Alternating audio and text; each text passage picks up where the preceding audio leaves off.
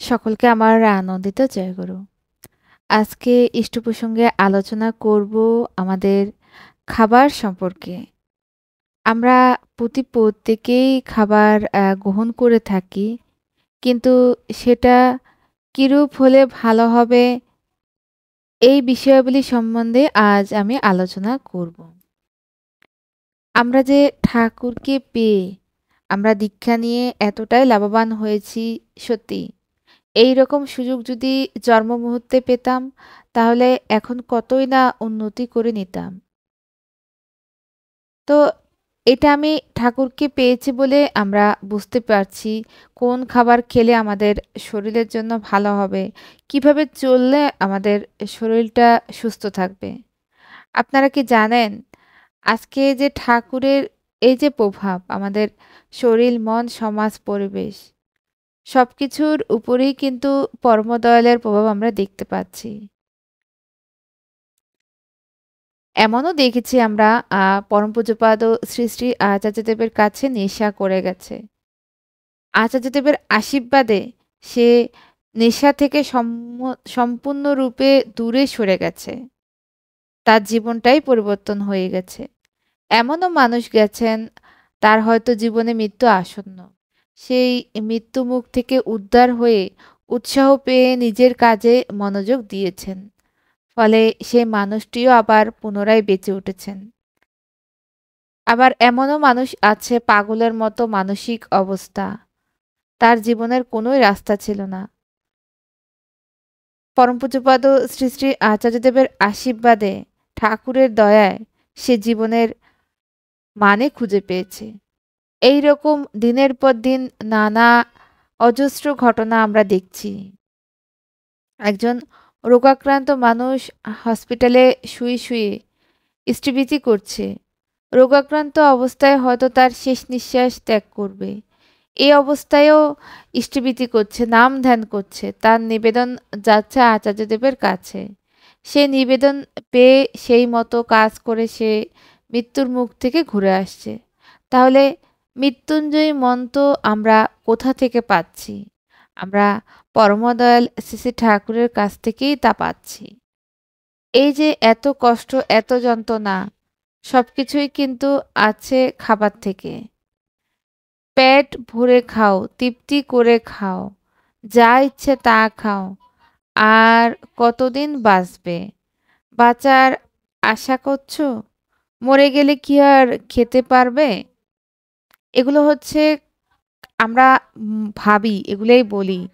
খাওয়ার জন্যই তো জীবন, তাই খেয়ে যাও। নিজ হাতে রোজগার করছো, খেয়ে যাও। এগুলো হচ্ছে মৃত্যুর পথে ঠেলে দেবার জন্য উৎসাহ বাক্য। এগুলো অনেকেই আমাদের বলেন, আর আমরাও মনে মনে ভাবি সত্যি তো, খাওয়া দাওয়া করছি, ভালোতেই আছি। এটাই তো আসল বিলাসবহুল জীবন। ঠাকুর আমাকে দয়া করেছেন, কিন্তু এটা একবারের জন্য ভাবছি না যে এটা ভুল করছি। এটা একবারেই ভুল। আপনাকে খাবার এমনভাবে খেতে হবে যাতে করে আপনি পরের উপর নির্ভরশীল না হতে থাকেন। ভবিষ্যতের কথা একবার চিন্তা করে দেখুন। আপনি কেমন খাবার খেলে আপনি রোগ থেকে দূরে থাকবেন, কষ্ট হবে না। বিভিন্ন রকমের কথাবার্তা বলি, অন্য আরও অনেক জিনিস থেকে দূরে থাকতে পারেন। আপনি যদি রোগ অবস্থায় ৩ মাস বাড়িতে পড়ে থাকেন, আপনাকে কিন্তু তুচ্ছ তাচ্ছিল্যের পাত্রই হতে হবে।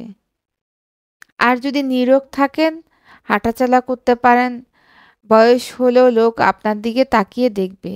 সবচেয়ে বড় কথা, আমরা আমাদের এই দেহটাকে ইষ্টপূজার যন্ত্র হিসেবে বিবেচনা করে যত্ন করলে আমরা ঠাকুরের একটা কাজ অন্ততপক্ষে বেশি করতে পারবো। বিকৃত জীবন, শৈলজাত রোগাক্রমণ ও তার প্রতিকার, লিখেছেন ডাক্তার স্বপন কুমার বিশ্বাস। অস্বাভাবিক জীবনশৈলী ও তার থেকে উদ্ভূত প্রাণঘাতী রোগগুলোর মধ্যে যে বিপজ্জনক র সৃষ্টি হয়, ব্যক্তিগত জীবনশৈলীর বিজ্ঞানসম্মত পরিবর্তনের মাধ্যমে অধিকাংশ ক্ষেত্রেই ভেঙে দেওয়া যায় তা। কারো কারো জীবনশৈলীজাত রোগের প্রাদুর্ভাব দেখা দিলেই সেটা দূর করবার জন্য ৫টা মুখ্য ব্যাপারে সচেতন হওয়া প্রয়োজন।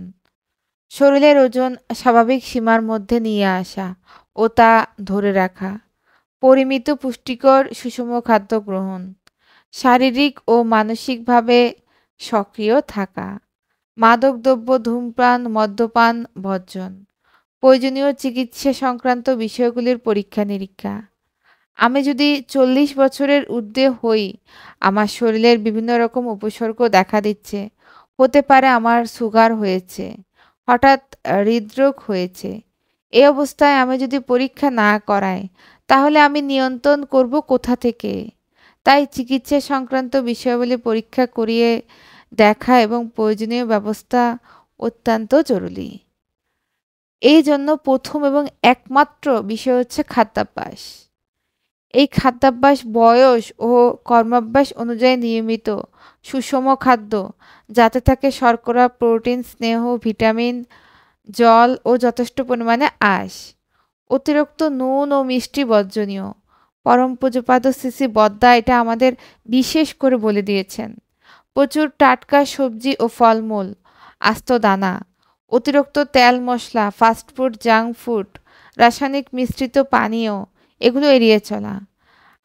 আমাদের মধ্যে অনেকেই আছে নিরামিষ খাচ্ছি, ভাবছি প্রোটিন ভিটামিনের অভাব হচ্ছে, দৃষ্টিশক্তি কমে যাচ্ছে, ফলে দুধ, ঘি, দই, মশলাযুক্ত খাবার নিয়মিত খাচ্ছি। এগুলো অনেক ক্ষেত্রে মিথ্যা পুষ্টি দেয়। এর ফলে আমাদের কোলেস্টেরল বাড়ে, শরীরের ক্লান্ত ও রোগাক্রান্ত হয়, ওষুধ খেতে হয়, খরচ বাড়ছে। ঠাকুর বলছে পেটের জন্য জীবন নয়, জীবনের জন্য পেট। তাই খাবার এমন হতে হবে যা আমাদের রোগ ও দুঃখ থেকে রক্ষা করবে। অধিক ভোজন দারিদ্র্যের কারণ, দুঃখের কারণ। সঙ্গীত জানলে ঠাকুর বলছেন সঙ্গীত করো, শ্বাসের ব্যায়াম হয়, শরীর ঠিক থাকে, নাচ গানে সহজ ব্যায়াম হয়। জীবনশৈলীর ৪টি মূল দিক: ওজন নিয়ন্ত্রণে রাখা, নিয়মিত ব্যায়াম করা, বিজ্ঞানসম্মত খাদ্যাভ্যাস, মাদক বর্জন। এই ৪টি বজায় রাখলে ৮০% দীর্ঘস্থায়ী রোগ প্রতিরোধ করা সম্ভব। সবচেয়ে গুরুত্বপূর্ণ কথা হলো আমরা যে সদাচারে চলি, পরিমিত খাদ্য গ্রহণ করি, ব্যায়াম করি, ঠাকুরের সঙ্গে যুক্ত থাকি এবং সবচেয়ে গুরুত্বপূর্ণ কথা নাম ধ্যান। আমাদের যাই হোক না কেন, যেদিকেই যাই না কেন, আমার নিয়মিত প্রার্থনা আর নাম ধ্যান, এই বিষয়টা যদি খাবারের সাথে ঠিক থাকে, তাহলে আপনি দেখবেন আপনার কোনো সমস্যা থাকবে না। এজন্য ঠাকুর বললেন আমাদের কোনো বিষয় নিয়ে দুশ্চিন্তা না করতে। ভাববার তুমি কে? ভাববার যিনি ভাবছেন তিনি, তুমি ভাবো তাকে।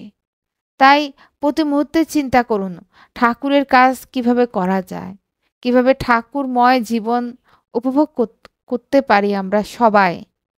পরিশেষে প্রত্যেকের মঙ্গল প্রার্থনা করে আজকে ইষ্ট প্রসঙ্গ এখানেই শেষ করছি। সকলকে আমার আনন্দিত জয়গুরু।